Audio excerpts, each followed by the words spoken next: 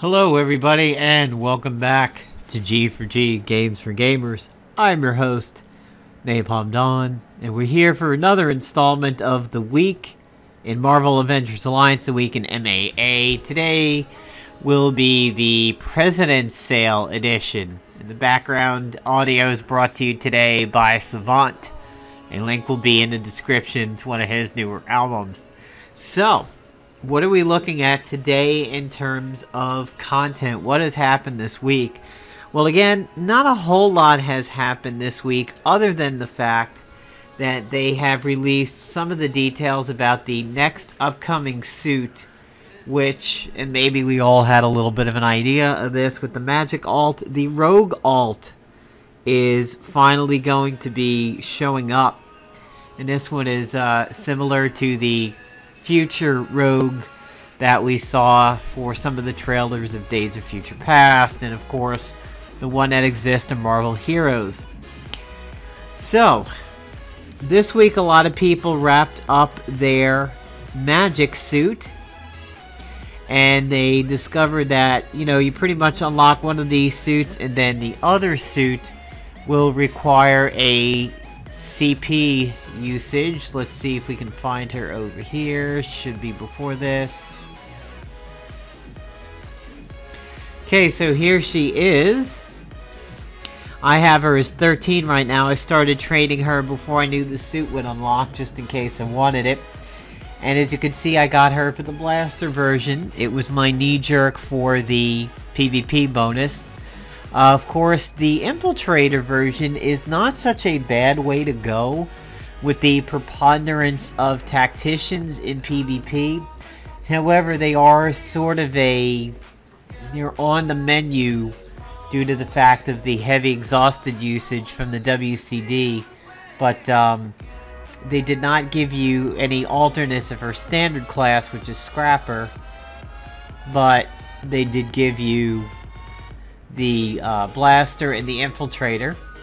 She looks a little less involved here, and she has one less bonus in that she doesn't have the Phoenix Force, but she now has the chance to avoid area attacks, including catastrophic attacks, and actually I've heard the proc rate is somewhat decent on it. So right now I have her personal ISO over here on her Soul Sword, which gives her 2 stacks. And I have her personal ISO of Evil Eye. Summoned Eyebites now apply Breakdown. And of course she loses the Phoenix Fiery Retribution, which is allies have a chance to unleash Phoenix power each turn, which deals additional fire damage to enemies when attacking or are attacked. But, you know, hey, you get another blaster. Speaking of another blaster, of course, we have over here Carolina Dean, she of the Vaginal Moonbeams. And I've got her up to level 8 now. I'm going to be working on training her up to level 9 for the Imperium Flare.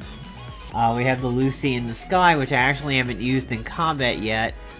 But we have the Prismatic Shield and the Beautiful Beam. The Prismatic Shield says everybody on your side of the fence gets shield slam. So long as they are shielded, they will deal extra damage.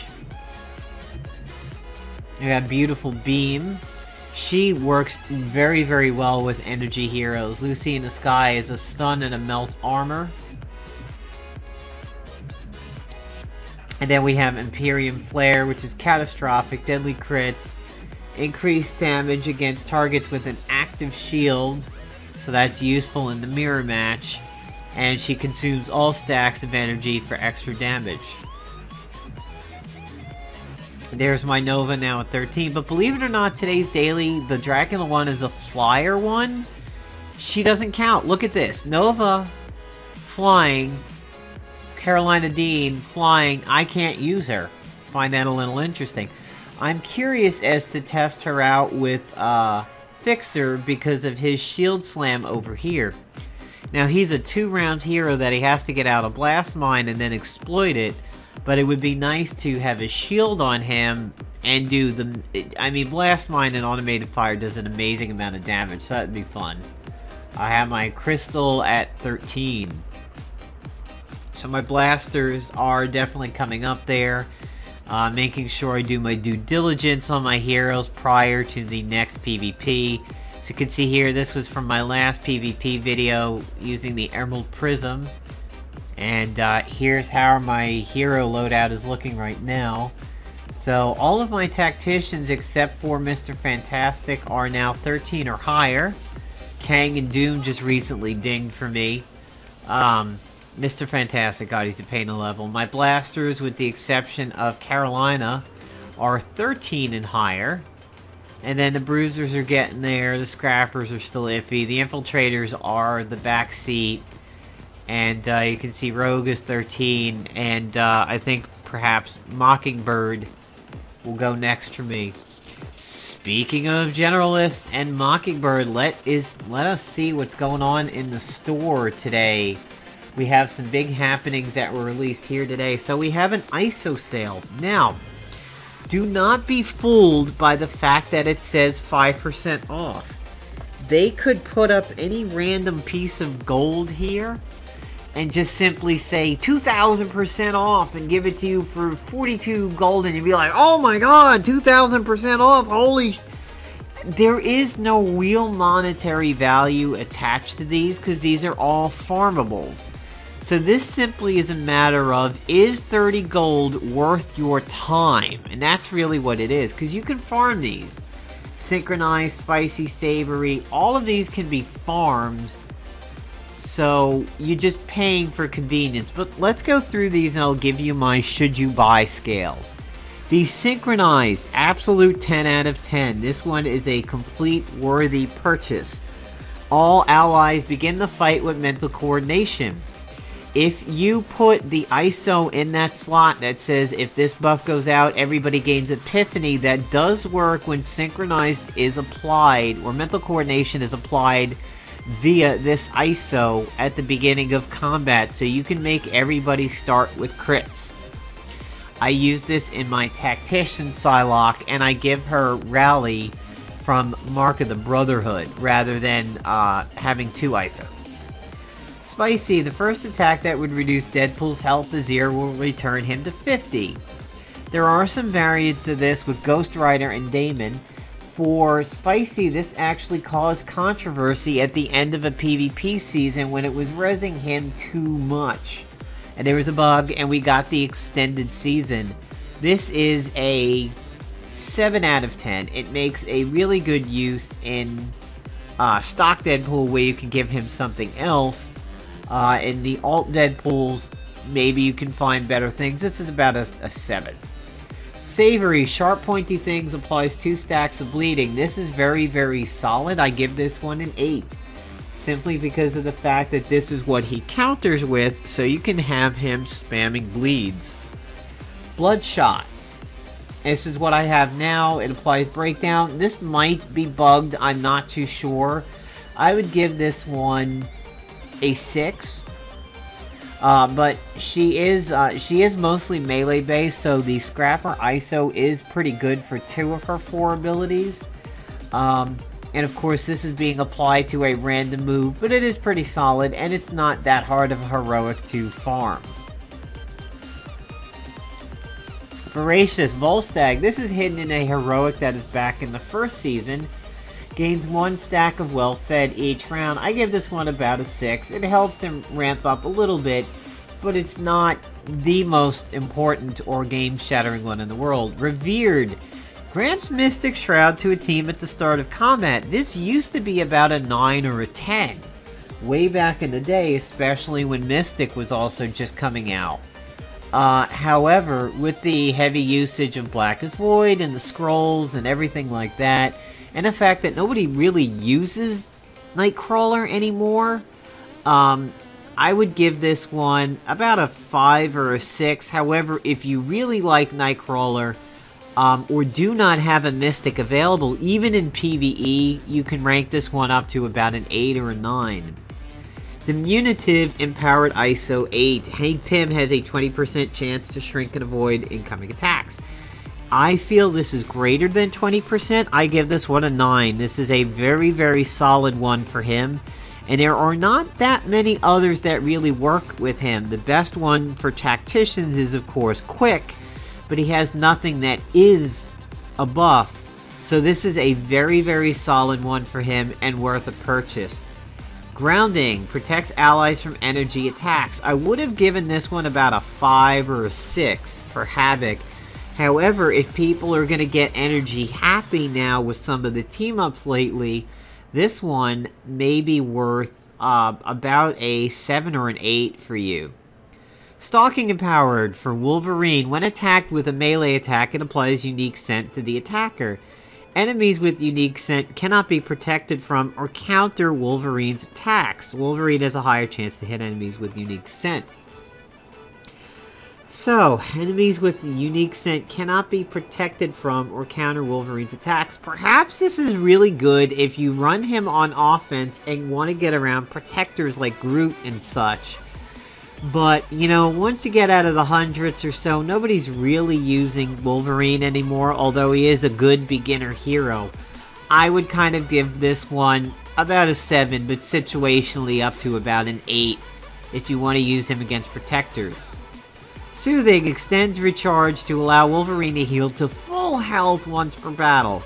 If you are a big Wolverine fan or farming something that needs him, you could give this one a solid 9. But otherwise, I would say this would be down at about a 6. I mean, if you're not using Wolverine, it's not really worth 30 gold. Unwavering.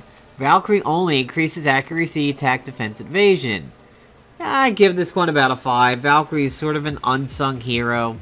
She's not really used too much, but this is sort of a personal morale boost. So if you like Valkyrie, you can maybe bump this one up to a 7. Tenacious, Ghost Rider only. First attack, blah blah blah, 0 to 50%. I give this one like a 5, because who is really using Ghost Rider? But maybe if you're... Well, I mean, this comes from his heroic, which is hard, so yeah, no, this one's probably, like, even maybe a 4. I don't think this one's worth a purchase. Eternal Empowered ISO 8. Diamond Body no longer triggers organic recovery. 10! Give this bitch a 10. This is a huge, huge ISO 8 for Emma. This is really big in that it allows her to keep her defenses up and she retains that heavy damage reduction. Big, big, big, especially if you like Emma. This is a huge ISO for her, and it is a game changer for her. Predictive Empowered ISO 8 for Mockingbird. Mock Combat triggers before the enemy's attack. A 10. Absolutely fantastic for Mockingbird. It triggering before the attack means that if a tactician's going to go to attack her, you turn on Infiltrator, Furt. I mean, it's just good stuff. This one is really, really good. And that's pretty much it for the class-related ones. I would say the Emma Frost and the Mockingbird ones are worth your gold. And potentially the Revered. Very much the diminutive if you like opportunistic heroes and you like people like Anti-Venom and stuff like that. Hank Pym's one over here is very good. Hank Pym and Beast are great. Hank Pym and other opportunistic heroes are fantastic. Hank Pym is very underrated, but he is very, very strong when ISO'd correctly. The Synchronized is also huge and a must-buy. If you are running Psylocke or like Quick Lock teams on offense or defense. And the Savory is not too bad also. And if you are using Magik now that she has these new suits, perhaps you will like the Bloodshot one. But this is not too bad of a farm. So Synchronized, Emma Frost, and Mockingbird. Those are my top 3 purchases over here. So we don't really have too much else going on. We just basically are waiting for Spec Ops 24 with, you know, the Norse-based mythology going on, and we still wonder who the hero is. Could it be Beta Ray Bill? Could it be Angela? Could it be a female Thor? We don't know. We know the lockbox will be the Enchantress, and we know Surtur and Frost Giant and everything like that. But we'll see. That's going to be coming up, and I think the Rogue Alt ones start on the 14th. So we will definitely take a look at that when we get more information on it. I don't think the team selection is going to have anything on it quite yet. It'd be nice if they had that in the game as a little teaser where you could see it. Oh, okay. What do we got here?